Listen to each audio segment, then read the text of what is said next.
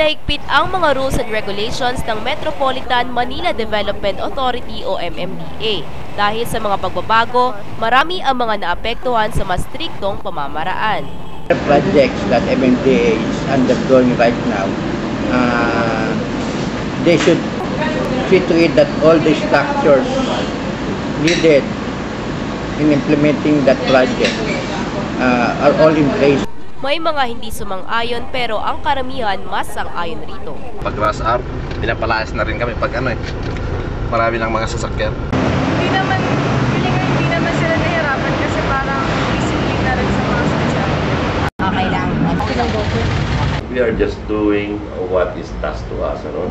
Ito yung mandate namin at we are really trying our best not to lead to work with our mandate. At ang maasahan nyo sa end of the day, yung ating mga programang ito ay hindi nga sunod. It has been proven sa mga dumating na panahon na talagang continuous itong ating ginagawa to serve our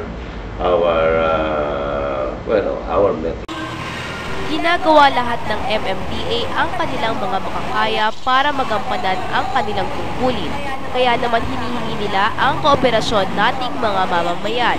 Ako po si Jace Coloso, nakatutok 24 oras.